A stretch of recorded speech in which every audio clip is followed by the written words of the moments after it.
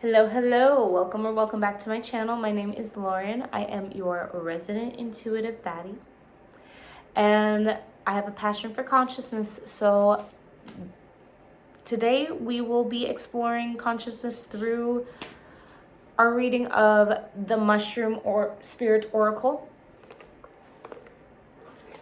So this series is basically I am pulling 3 cards at a time from the deck, reading from the book to learn more about the card, and then giving you my assessment of the spread. So let's get into it. This is going to be the last one that I filmed tonight. I filmed two so far. It's nice because I think like getting through this deck, I think I'll be able to get through it fairly quickly. But yeah, when I did the Starseed Oracle, it just felt so long, even though it wasn't that many more cards. I want to say it was like maybe 10 more cards. And I was pulling more at a time, so I wish I got that one. Something. But yeah, I was pulling more at a time, and those reads were a little bit more energetically, I don't know. It was a lot of talking. Some of them ended up being so long. You know what's fun about this? Because I've been playing with it, I took this to the spa, and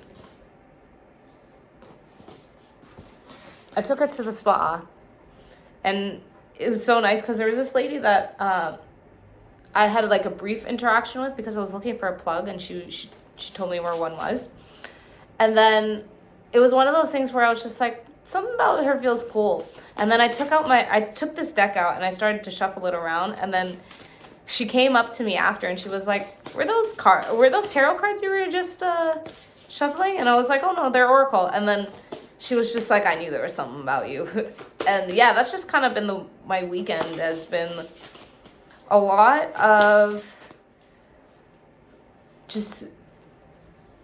of me aligning with certain people, or really being drawn to, not just me being drawn to people, but people being drawn to me. It's like, it's been a very magnetic weekend. No, I'm not going to take both of those. Usually if I see the card, I take it, but because there was 2, I'm like, I can't make this. Yeah, it has to be 3 cards. It's divided by 36. We're not messing up the flow now. That threw me off though. But yeah,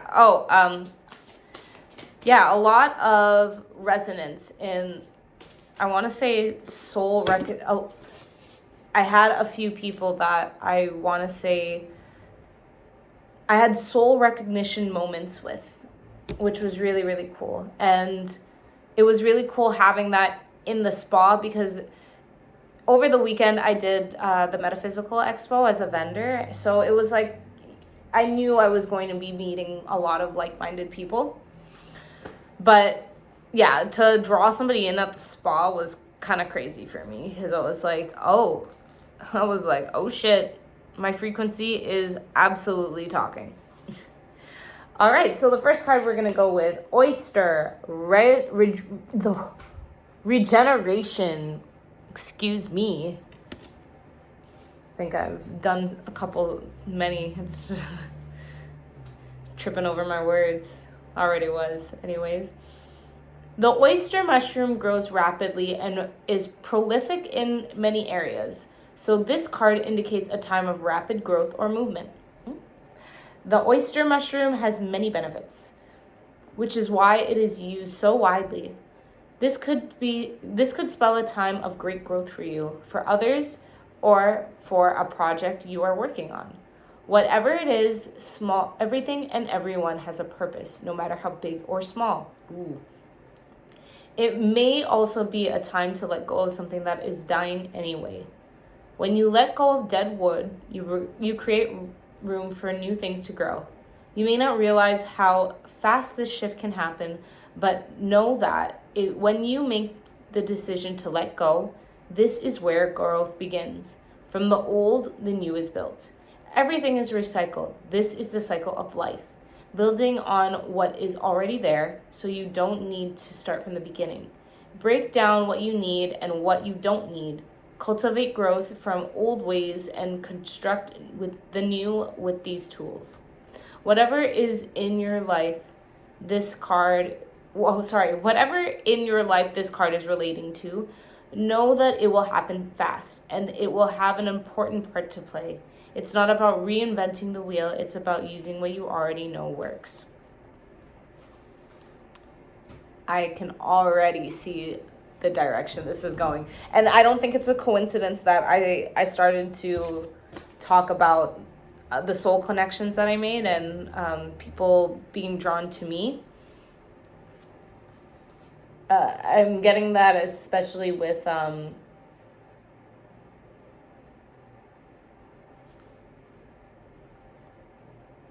that everyone and everything has a purpose. Anyways, we'll get back to that. So, next card, Morel, restore. I don't know if I pronounced that right. It could be Morel. Now we have the numbers 9, 12, and 14 in this one. If there's any significance to any of those.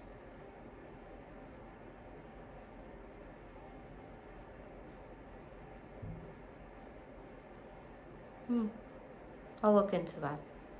Okay. I was about to reread the exact same card. Didn't flip the pages at all. Okay. Drawing the Morel could mean it's time to restore and build yourself up from the inside. Have you become empty inside? Do you feel like something is missing from your life? Are you feeling completely drained and like you've given too much of yourself? It's time to enjoy the wonderful energy that the Morel brings.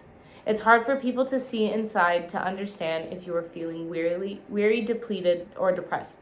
It is time to take matters into your own hands. Look inwards and work at restoring and building up yourself. Perceptions can sometimes be wrong. Don't underestimate what may be going on underneath someone's seemingly fine exterior. The intricacy of the exterior of the Morel is completely opposite to what is inside. So don't let the first impression fool you. Do what brings you joy. Eat and be merry. Exercise or sit under a tree in the sun. Create or take up a hobby that has always been on your list. The time is now, and only you know how to fill that void. It may also be someone you know or something that needs attention. Whatever the case may be, attend to their essential needs. These might not be obvious. Look deeper to understanding what is missing, what can be gained, and how you can help. Reach out if you need to, because no one can see under the surface better than yourself. It's time for nourishment. Okay. And let's go with the last card, Deception. Amethyst, Deceiver. Deception, sorry. I just said Deception. Right, it doesn't matter. Okay, card meaning.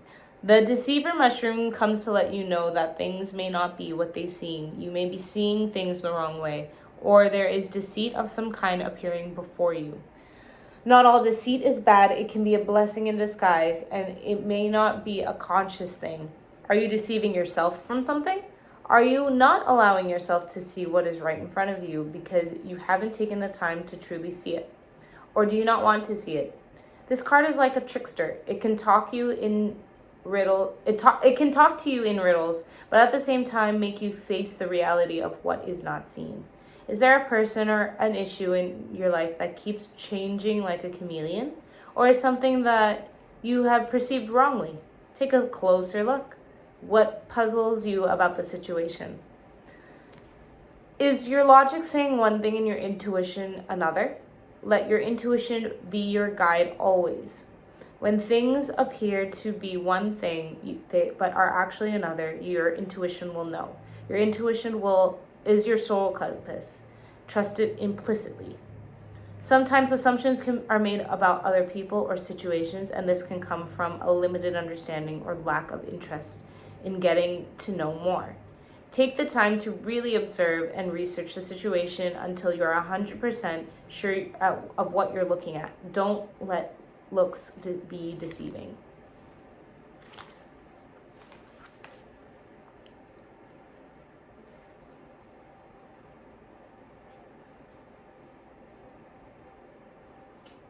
So the way that I'm looking at these cards,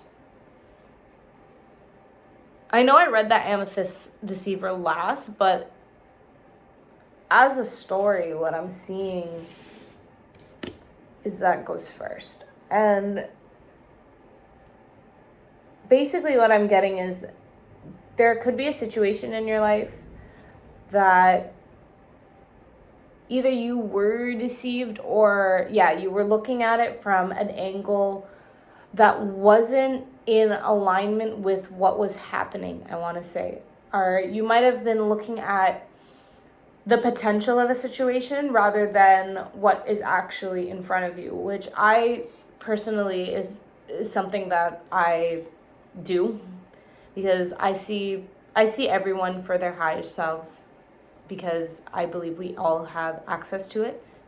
But where that gets me in trouble sometimes is that at the end of the day, we also need to be meeting people where they're at, right?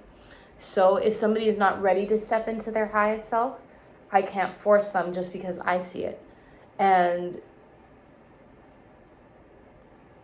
I'm getting more so in partnership or even in friendship, something like that.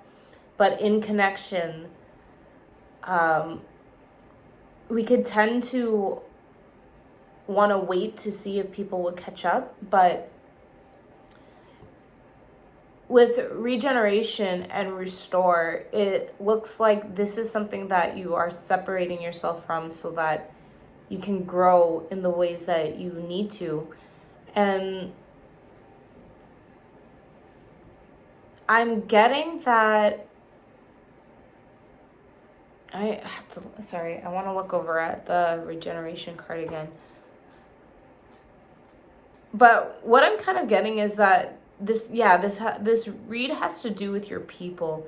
And it could be that you had people in your life that were deceiving in a way, or maybe even just not. I feel like you deal with a lot of people who are in the past. You've dealt with a lot of people who deceive themselves and in turn deceive you by nature and not by intent. And you're entering a phase where, so it's time to let go of something that is dying anyways. So it's like what is dying anyways is your connection with some of these people. So you might have been going through a period over the last year, even like in 2025, you might have had a lot of people kind of just fall out of your life very naturally. Spell a time of great growth for you. And right now you are in a phase where you are growing. You're growing a lot. And with that, you're also, I just noticed something. You're also attracting people, like, for all the people that fell away, you're going to attract more people that are more resonant with the path you're aligning with right now.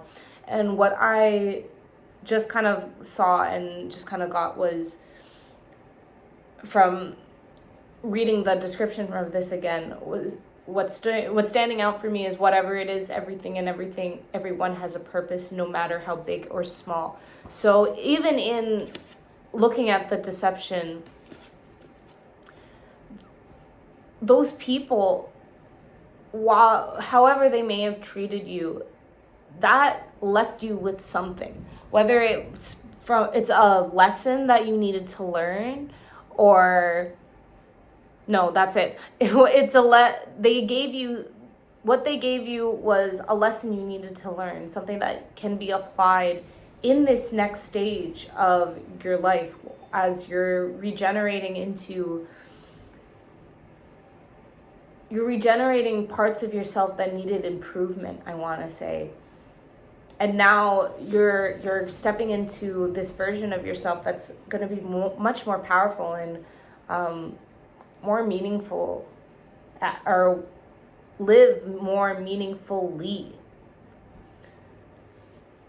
And yeah, you're really restoring parts of you that maybe you felt really broken, but because of this deception. But again, like, nothing is without purpose. It's making me think about from the Hermetic laws, which are universal laws, or they're ancient laws that are universal, so they apply to everyone and everything in the universe. But one of the laws that comes to mind here is cause and effect. So cause and effect, every cause has an effect, every effect has a cause. I like to say that this is the birthplace of karma, except instead of the balance between good and bad, it's a balance between an equal input of energy will have an equal output of energy. Meaning, in terms of this read and in terms of deception, whatever energy you gave to that connection, the lessons that were retrieved from you having that experience, it has to transmute and exit as, or like, if there's a reason it happened and there's a reason it's happening for, if that makes sense. I just felt like a tinge in my right ear. So something about listening in action. Or giving. Maybe healing a bit from giving. And what I kind of something I want to note is that as you start to attract new people, especially if, depending on how badly deceived you felt by other people, do your best to be open and to allow new connections to heal you. Because I'm sure that the new people coming into your life are going to be people who support you and heal you in ways that you've always wished for. And it's going to be the type of thing where you're going to look back and you're going to be like, wow, I can't believe how much I wasted with these other people. But the way that I look at life too is just that, yeah, nothing ever happens for no reason.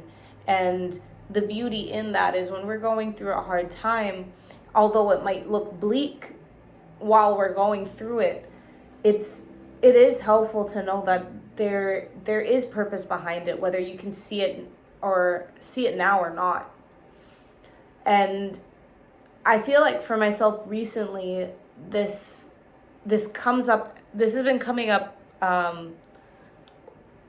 Proof of this has been coming up because I'm starting to see how different times in my life, difficult times in my life specifically, happened so that I would have that experience to share the wisdom that I gained from that experience with people who are going through something similar. And so I had a lot of these moments over this weekend when I was at the Metaphysical Expo, because I would do some readings and then there were a handful of people that I got to go deeper with. So some people who had done full readings, but there were even a few people with just the mini reading where I just shared a little bit of my story, or I share where I resonate with the place that they're in right now, because I've been there too.